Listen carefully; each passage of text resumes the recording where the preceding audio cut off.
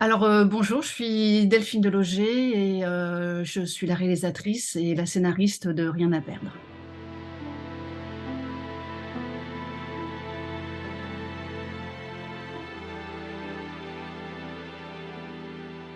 Alors, Rien à perdre, c'est l'histoire d'une femme qui vit au bout du monde, à Brest, avec ses deux garçons.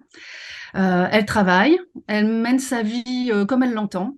Tout va bien et tout va bien jusqu'à cette fameuse nuit où une friteuse va tout faire exploser, à commencer par sa cuisine et puis sa vie. Donc c'est un film que j'ai voulu un peu écrire comme un western familial et social qui raconte ce combat, le combat d'une mère, mais aussi le portrait un peu d'une femme dans tous ses états, dans toutes ses contradictions.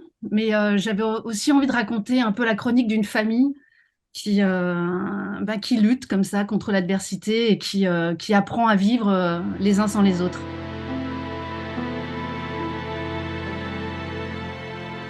Alors, vraiment à l'origine, j'avais vraiment envie de filmer ce qui reste d'une famille quand tout a pété, quand tout a explosé. Et ensuite, cette histoire de placement est arrivée parce que ça sondait forcément cette thématique de la séparation et aussi une douleur forcément très forte chez une mère et que c'était une thématique assez inconfortable parce que c'est une zone un peu grise entre parce que quand on pense placement, on va penser maltraitance, alors que dans beaucoup de cas, et la majorité des cas, c'est de la défaillance et c'est un peu un mot tiroir pour parler un peu des fragilités de nos sociétés, c'est-à-dire des familles qui ont du mal à joindre les deux bouts, des familles endettées, des enfants ingérables, donc des mots un peu comme ça, tiroirs qu'on entend beaucoup, mais qui créent des fragilités. Et c'était intéressant de voir comment la société pouvait y répondre. Et parfois de manière assez froide, puisque cette mère va se retrouver dans une spirale infernale et assez effroyable. Voilà.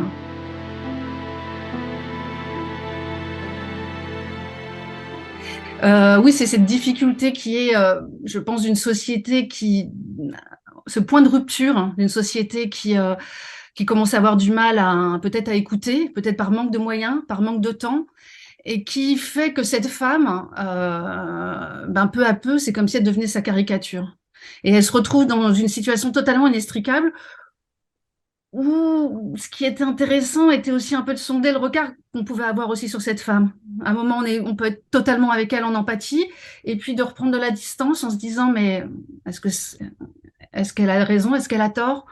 Et de sonder finalement notre propre rapport à cette défaillance, en fait. Ça, c'était, je trouvais, inconfortable, hein, mais tellement intéressant.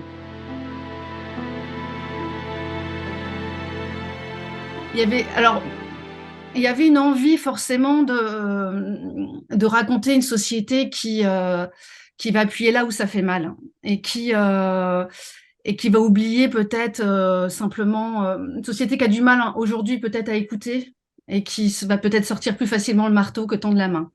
Donc ça, oui, il y avait forcément ce parti pris parce qu'on était dans un film d'accompagner totalement cette femme et puis en même temps de sonder c'est quoi l'intimité d'une femme qui a aussi ses failles, qui a aussi ses défaillances et comment la société peut faire de ces défaillances une plaie béante.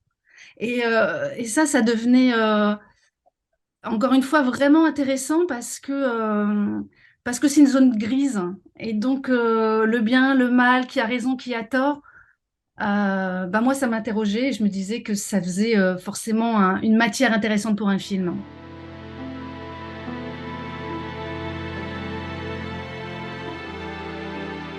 Elle est terrible, mais elle est juste. Et c'est un peu ça dont il est question, parce que c'est vrai qu'il faut un peu plus que l'amour d'une famille, et en même temps, c'est ce qui est nécessaire. Et c'est aujourd'hui aussi ce qui peut déstabiliser une famille, c'est que ça suffit pas. Et en même temps, c'est ce qui est primordial. Et la société va pas forcément regarder ce qui est primordial, va regarder un ensemble. Ce qui est pas illogique, hein. Voilà. Donc c'est des situations où tout le monde peut avoir raison et tout le monde peut avoir tort. Et cette phrase, oui, elle est terriblement tragique et terriblement juste.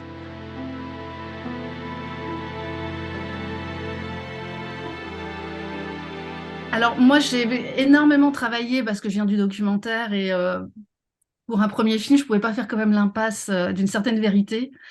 Même si c'est pas ça qui conditionnait le film, j'avais besoin d'une justesse de ces scènes pour arriver à quelque chose de vrai, mais pas dans une idée de réalisme pur. Donc j'ai suivi le travail d'un juge pour enfants, j'ai beaucoup écouté les avocats et j'ai énormément discuté avec des familles qui estimaient être également broyées par une machine infernale. Et ces groupes de parole, c'était surtout sur les réseaux sociaux. Donc, j'ai beaucoup suivi les discussions entre parents, donc à la fois de la solidarité, mais aussi beaucoup de colère, beaucoup de dureté entre eux, parce que c'est un sujet honteux, c'est un sujet tabou. C'est pas évident d'assumer. D'avoir un enfant placé, on traîne forcément quelque chose on se dit qu'il n'y a pas de fumée sans feu. Et donc, de fait, on traîne une honte, une culpabilité. Et donc, ces groupes de parole racontaient l'incapacité aussi de la lutte, je trouvais, le désespoir aussi de la solidarité. Donc ça, c'est des scènes que j'aime beaucoup dans le film parce que j'essayais de ne pas non plus les mettre dans un réalisme pur. Voilà. Donc j'avais envie que ça dérape aussi, ces scènes-là.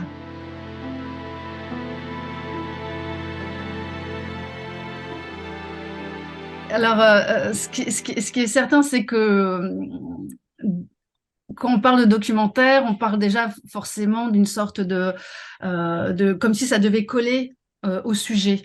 Et ça, c'est que ce soit en documentaire ou en fiction, moi, c'est quelque chose qui m'effrayait un peu parce que s'il y a trop d'histoire, il n'y a plus de cinéma. Enfin, si je devais résumer ça.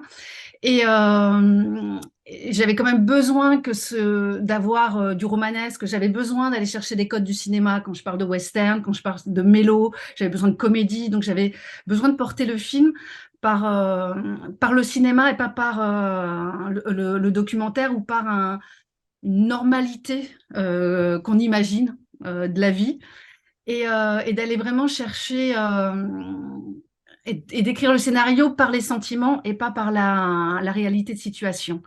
Pour moi, c'est déjà le travail que je fais en documentaire, mais là, en passant à la fiction, il fallait vraiment pour moi aller chercher du faux pour trouver la justesse. Et ça, c'est un peu une notion sur laquelle j'avais envie de travailler.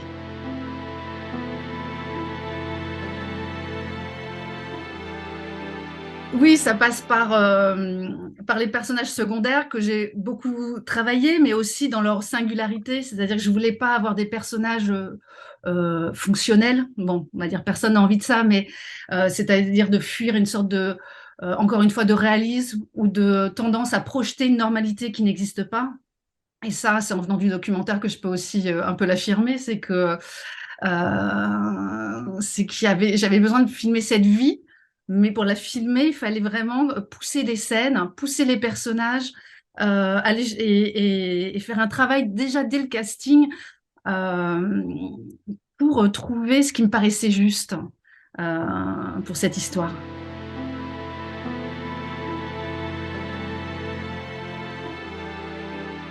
Alors, moi, le film, ça fait déjà 4 ans qu'elle avait dit d'accord.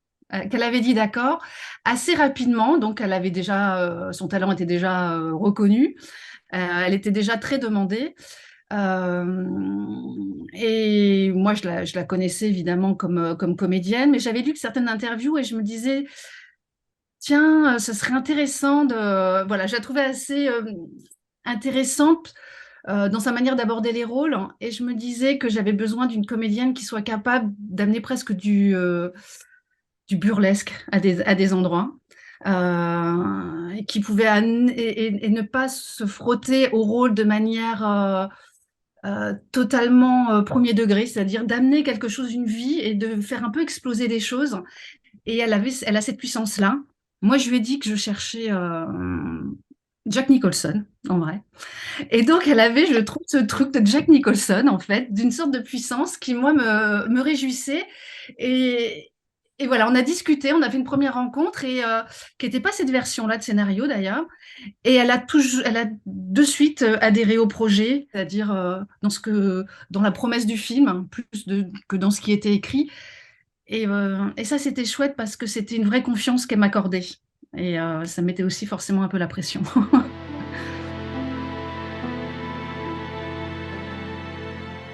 Eh ben, au départ, j'avais écrit de manière assez caricaturale un rôle assez sec d'une femme plus âgée, mais certainement par ce côté fiction où il faut un peu caricaturer au départ.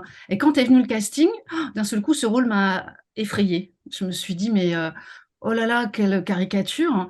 Et puis, euh, et puis on a réfléchi avec la directrice de casting. Et India Air est sorti, mais comme ça, alors que c'était pas du tout ce qui était écrit et ce que j'avais dans la tête. Et je me suis dit, mais je l'adore, cette fille, je l'adore comme comédienne. Et je me suis dit, mais bien sûr. Et à ce moment-là, elle était enceinte, je l'ai rencontrée chez moi. On a fait un petit bout d'essai, elle a accepté, alors qu'elle tourne pas mal, parce que c'était un rôle pas simple hein, à caster en vrai. Parce qu'on pouvait partir dans une caricature totale, ce que j'avais un peu écrit et imaginé d'ailleurs, et je voulais complètement casser ça. Et elle arrivait à mettre une espèce de douceur, elle arrivait elle aussi à mettre une fragilité. J'avais envie d'avoir quelque chose où on ne sait pas très bien non plus ce qu'on ferait à sa place. Voilà. Et donc, et India, elle a une manière de jouer où elle vient un peu toujours d'ailleurs. Et je trouvais que ça, voilà, c'était très bien. Finalement, Virginie avait un jeu très terre à terre et l'autre presque, alors que les rôles étaient finalement l'inverse. Il y en avait une qui devrait. Et India avait quelque chose un peu lunaire aussi chez elle qui était intéressant pour le rôle. Voilà. Voilà, ça a été dur parce que c'est toujours difficile. On m'avait toujours dit quand on écrit un film, surtout un premier film, surtout pas avec des enfants. Et c'est dur, hein. C'est dur de casser les enfants. Lui aussi, son rôle a un peu changé parce que je le voyais plus à 6 7 ans. On a passé beaucoup de casting en Bretagne, beaucoup de casting à Paris. Et je le trouvais pas, hein. Je trouvais pas ce que je cherchais au point de me dire est-ce que je sais ce que je cherche finalement. Et puis, bon, moi j'ai toute ma famille qui vient du Nord. Mon enfance, elle est aussi beaucoup dans le nord de la France, même si je suis bretonne. Je me suis dit, il faut aller dans le Nord parce que c'est là aussi où j'ai mon enfance aussi à moi. Donc, et on a trouvé quelqu'un qui castait. Et en 15 jours, est apparu Alexis dans des essais assez incroyables. Je me suis dit, mais il est trop grand. Et en même temps, comment passer à côté de ce qu'il était capable d'amener, c'est-à-dire un peu une colère et en même temps ce désespoir. Donc c'était un peu quelque chose d'assez brut. Et je me suis dit, bon, si je ne pourrais pas ne pas tourner avec lui. Donc je me suis dit, j'ai réadapté. En plus, la petite confidence, c'est qu'il continue à s'appeler Sofiane, parce qu'au départ, j'imaginais un petit garçon un peu métissé. Et comme on l'a trouvé tard, je me suis dit, bon, bah, il va continuer à s'appeler Sofiane. D'où, après, on comprend finalement, j'ai adapté des phrases de dialogue ensuite. Mais ça, quand on parlait un peu d'apport du documentaire, je ne sais pas si c'est comme ça, mais j'avais besoin après de recomposer avec la réalité de ce qu'on avait trouvé en repérage, en casting, et qui me donnait juste envie de filmer, en fait. À Brest, alors moi, je suis pas née à Brest, je connais au final pas si bien que ça cette ville, mais je trouve que c'est une ville extrêmement excitante parce que c'est une vraie ville au bout du monde, où il y a des militaires, il y a des étudiants, c'est une ville qui a été reconstruite, c'est une nature sauvage autour, il y avait quelque chose où j'avais envie de tourner là-bas. Et que je trouvais qu'elle est assez brute, en fait, qui est vraiment à part, qui a une identité très forte. Et j'avais envie de filmer aussi ce milieu-là de la musique, des gens qui n'ont pas encore quitté totalement l'adolescence et qui ont encore plein de problèmes à 40 ans, mais qui sont dans la vie, mais qui ont une précarité pas totalement avérée, mais qui vivent de manière assez heureuse dans le monde de la musique, des bars, des samedis soirs un peu alcoolisés. Et ça, à Brest, je trouvais que ça correspondait bien. Moi, j'ai passé beaucoup de soirées à Brest. Il y a une scène musicale extrêmement importante. Et donc, Brest était assez inspirant.